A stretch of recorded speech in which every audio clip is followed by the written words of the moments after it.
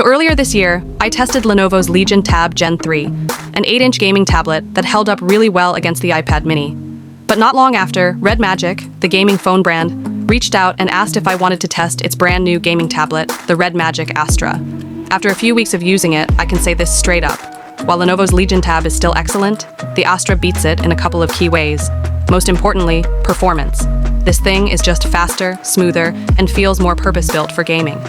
Now, Lenovo's tablet is cheaper and works better as an all-round Android device. But if performance, gaming features, and a bold design are what you care about most, the Astra is worth the premium. The Astra is a 9-inch tablet, but it feels surprisingly compact. It actually fits in my back pocket, which is crazy.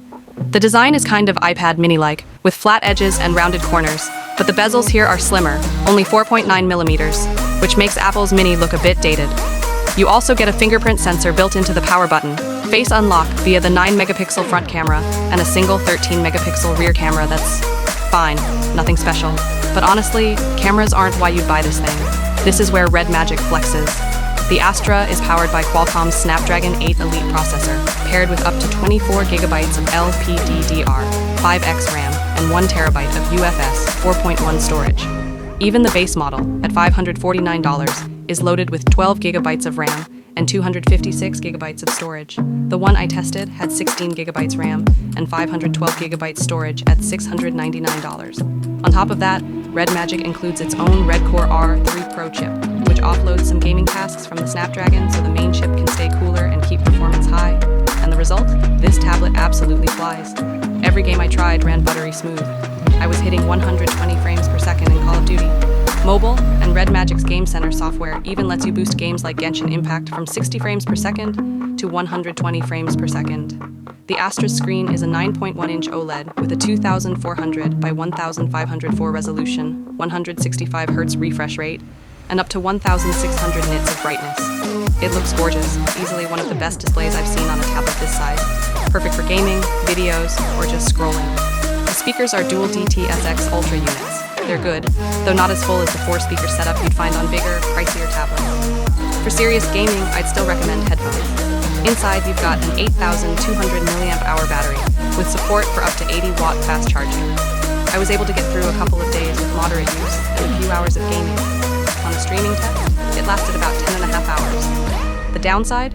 No charger in the box. You'll need to buy one separately if you don't already have an 80-watt brick lying around. Now, one design choice I found odd is the USB-C port placement. It's offset toward the top, which means when you attach a USB-C controller, you can sometimes hit the power button by accident. Annoying, yes, but not a deal breaker.